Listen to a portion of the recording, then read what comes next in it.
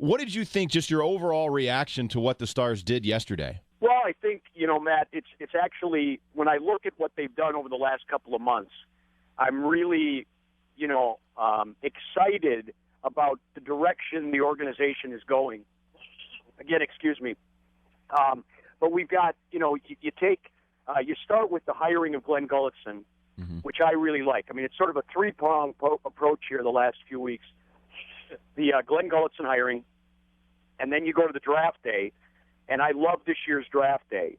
I was critical of last year's draft day, and I'll continue to stand by my. I really think we should have taken Fowler, but that's back there.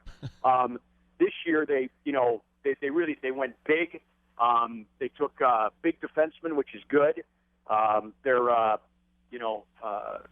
They focused, I think, on what their needs were, and the fact that they knew they weren't going to be able to go out, and there wasn't that much available anyway where they really needed it, so they went and drafted that. They needed to refill the tank in terms of their prospects down on the farm. I think they've been doing that the last couple of years, so that's coming together. And then I think what happened yesterday, I think the most compelling thing when I look at what happened yesterday over the day is 5 of the 6 guys are on 2 years or less, and 3 of them are on 1-year deals. So they maintain, and they're still at the very bottom of what they can spend. So in terms of flexibility going forward, they're really in a good spot. They've got they filled the needs that they needed right now. They're taking a flyer a little bit with Soure, but it's okay, I think, because he's a very motivated player right now. It's only a 1-year deal, and the upside is tremendous if they can get him if they can get him where he was. But they've addressed their needs. They're a more balanced team. Richards gone is going to hurt, but I really like sort of where they're at. That they're in a position now where they're going to be able to move forward with some good prospects on the farm, some good kids that are going to be coming, and they're not tied to anybody going forward. When you look at the Brad Richards situation and you talk about, I guess, refilling the pipeline of prospects, do you think there is any level of regret that, or maybe a deal out there that Joe Nieuwendyk wishes he would have made at the deadline? I know we're operating in, hindsight is 2020 right now. Yeah. But is there anything, he was in a lose-lose situation. I mean, you get rid of the guy, then you might, who knows if you make the playoffs. So. Do you think that the Stars missed an opportunity to deal him, or to really get a prospect that could have really helped them out? Well, and again, it's hindsight. I mean, and like I said about the draft too. I mean, who knew that? I mean, Fowler was going to be the player that he is already, and that we would have to wait for a while for Campbell. And you can do these things forever, right? The Calgary Flames wanted Todd Harvey for Joe Nieuwendyk, and Bob didn't want to give him a player off the roster, so he gave him Jerome McGinley, a prospect that we didn't know anything about, not that much about. But then, of course, we wind up trading Harvey for Keenan Skrudland. I mean, you can play this game forever. Right. But I think at the time, we were so close. We were right there, and then this perfect storm of stuff happened where Richards got hurt, the injuries to other players. We weren't deep enough.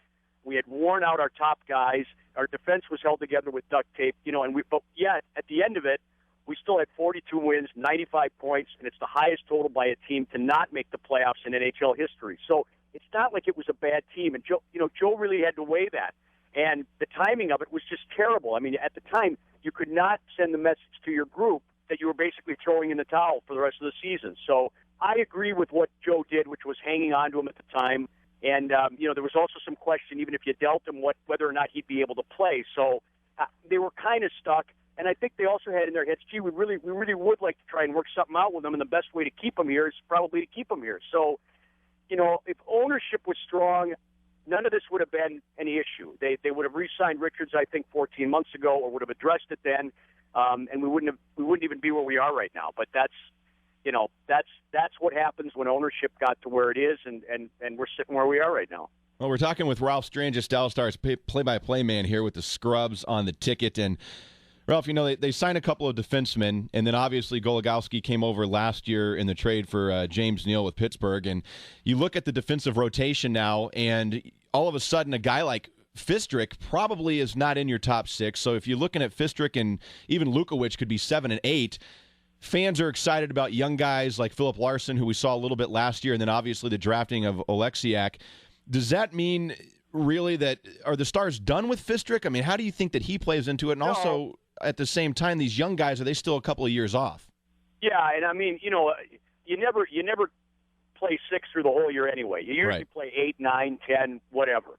I mean, and while Fistrick might be tagged to be that 7th guy right now, who knows what's going to happen? Yeah, I mean, you look at Woywitka last year, yeah. Yeah, exactly. Look at Woywitka. I mean, he was out of it. He was sitting there. He was practicing every day, and all of a sudden he becomes an everyday player. Mm-hmm. I also think that maybe they're not. I think they're still there. But Joe's always sort of got this eyes open approach. Let's see what else is out there. Let's see what else we can do. How can we improve this team? Is there a deal to be made? But you look. I like to look at a team like the Nashville Predators and say, why is this team around every year? They don't score a lot of goals. They don't have a lot of skill up front. I mean, you can't really say that any of these guys are, with the exception of the now departed Steve Sullivan, are, really dependable guys that are really going to score every year for you. They kind of bring guys in and out. But that 2003 draft where they drafted Suter and Weber and Klein really set them up. And they've even had goalies come and go. And guys who are, Vezina-like candidates. Mason came and went, and Volkun came and went, and Dan Ellis came and went. But that blue line was so solid, and I think that's carried them here for the last how many years, and they're always around it, and they play a very disciplined system, and they're always around they're always around it, and they play everybody tough, and they're good at home. I think what we've been missing here is since Zubov and Nordstrom and Boucher all left at the same time, we've let that slip a bit. So I think we're okay to say a guy like Fistrick can be our 7th. I think we're okay to even keep looking around a little bit, and maybe there's another guy out there, because that's really where, if you can have a good group in front of Kari, and I like Kari, and I think you guys like Kari too. Oh, yeah. And then plug in where you can up front. I think you can be one of those teams that, that can be really tougher to play against and really a better overall team. Brad Richards hurts his team, obviously, because he's a phenomenal player. But if you had to lose, from a position, Dallas has a lot of centers or guys that can, at least play the position. And talk about how it's going to impact Ribeiro and, maybe even Jamie Benn, how they're going to, now does Mike Ribeiro become your number 1 center now that Richards is gone? Well, I really think that it's one of those cases, and I want to be careful how I say this, but I think we're going to miss Richards, and I think if you think we're not going to miss Richards, you're crazy, right? Because I think with Richards in the 1 hole, that gave cover to Ribeiro, it gave cover to Jamie Benn. Teams had to respect, especially when it was Richards, Neal, and Eriksson, and they were going really well. And you look at the first 50 games of last season, and this team was playing about as well as any team in the league was. I mean, they held the lead in a very tough division for 79 days in a row. They were right there, and their power play was good, and really, I mean, we can kind of play the amnesia game, but a big reason for it was Richards was playing unbelievably. Everything happened before the Richards injury. And so I think to just say, well, Jamie Benn's ready, and we'll slide Ribeiro in there, and everything will be fine, and we're a lot better.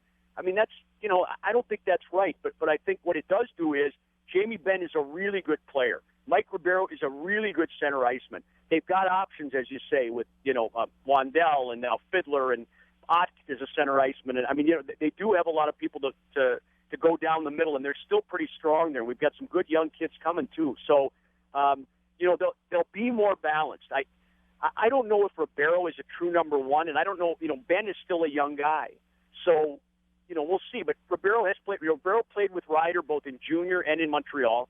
Maybe we'll see that a little bit. Maybe we'll see Ben with Ribeiro and Louis, and maybe, I think Brendan and Ribeiro will stay together, and maybe Steve Ott will fill in, or Radek Dvorak or somebody will pop in on that second line, or maybe one of these kids will pop. So that without Brad Richards, it's going to be different, but it doesn't mean, you don't have to be diminished by what happened. You can grow in a different way. Out of the 6 guys that they signed yesterday, who are you most excited about when you heard that they were coming to Dallas?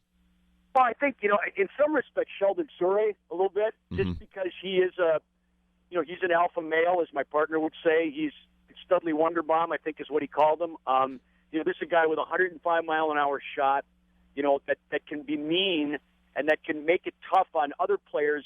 We haven't made it tough on other players enough in front of our own net, and I think can do that. So I think there's a buzz around Sheldon Surrey. Now, whether or not he becomes the player that he was, we don't know. But it's really it's going to be fun to watch him. I think the other guy, the sneaky one, is probably Fiddler. I think we're going to like Vernon Fiddler, and people around here won't know who Vernon Fiddler is.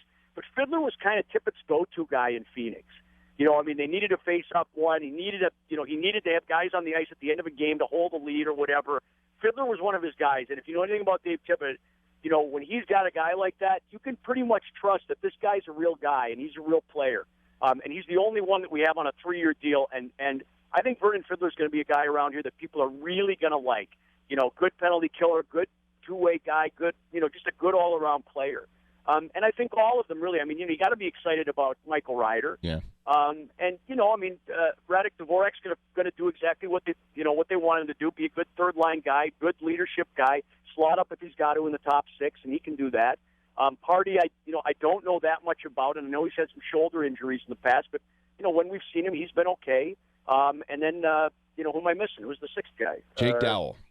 Dowell, yeah. And he'll be a very good fourth-line player, and he knows Adam Burris. They played together, and so, you know, and collegiately too. So I like the mix, and like I said, what I really like, we're not tied to any of these guys, right? And we're going to have money to spend, and we get a new owner in here. We've got a good foundation now, some really nice pieces to be excited about, and a lot of flexibility going forward. And they didn't overpay for anybody. I mean, you guys see some of that stuff yesterday. What did you think? Yeah, I thought some of the moves were very interesting, and a lot of activity of teams just throwing money around at guys. Yeah. I think and that's the problem with our system. I mean, a little bit because what happens is you have teams like us or like Florida where they've got money, or like Columbus, and they got to spend it. Yet there's only, you know, this many guys available. So all of a sudden, James Wisniewski becomes Chris Pronger or something. You know, and you go, yes. Wait a minute. I mean, is that Joe Bonoski? 4 years? I thought that now, was shocking, as old as he is. That's crazy. That's the problem the NBA ran into, is that they have these mid-level exceptions, and they got to give the $5 million somewhere, and they just throw it around. That's right, and it's not. You know, it's not good business. I think it's going to hurt the league going forward. I think you've reset the market a bit. And you know, hey, good for the players. You know, I mean, no doubt. Especially there's this perpetual argument in sports where, you know, the players always say, well, if the owners, you know, it's up to the owners. They don't have to do this. You know, the GMs don't have to spend this kind of money. And every time they have an opportunity, they have to, because, you know, they all go crazy on July 1st and you know, and they got to put. I mean, Billy Lionel for that kind of money. It's like, really? I mean, you know, what am I missing? I mean, he's a good player, but the money they're throwing around at some of these guys was unbelievable. And Fleischman with his, you know, blood clot issues and things, to be making $5 million a year. I mean, boy, I don't know. And that's why it's important for you to draft your own guys and use that money to keep them, you know, to keep them around. And, you know, that way you're investing at the right place and not taking these ridiculous risks with guys that have huge health issues. Well, and I'll tell you what else about the Dallas Stars, which is really, really kind of exciting, is they're having their development camp right now, and a lot of it's open to the public. You can go on the website, DallasStars.com, and check it out and go down and see these kids. And it's not, you know, it's not a competition. It's not, you know, a real serious evaluation. It's a chance for them to get to know our organization. And a lot of it is Gary Roberts is coming out and, you know, he's talked to them about nutrition and training. And I don't know if you saw the NHL awards, but, you know, he's worked with guys like Skinner. He's working with our young kids on, you know, what to eat, how to eat. They're having a shopping day at Whole Foods with these kids, and taking them out and showing them, you know, what to eat, how to train, how to do, you know, and I don't know that a lot of sports or a lot of teams do this. But I think it's really important, especially given, you know, the rigors of what's going on now and how we still travel in the Pacific Division and all that. And we're way ahead of the curve with that kind of stuff. I just spoke with Joe, and you know, he sort of took me through what they're doing with these kids over the next few days, and it's really exciting. Like we're building again here in Dallas, and I think, you know, there's going to be some growing pains. It's going to be tough, but we're flexible. We've got kids coming. We're teaching them the right way. We've got good people in place, and you know, if the folks are just a little bit patient, I think you're going to like what you see this year, and I think what's coming ahead is really going to be something good. Yeah, I think it's a real exciting time to be a Stars fan, even though they haven't made the playoffs in 3 years. There's, like, as you said, the future for this franchise is very, very bright, and it's very exciting. But, Ralph, thanks for the time this afternoon, man. We really enjoyed it.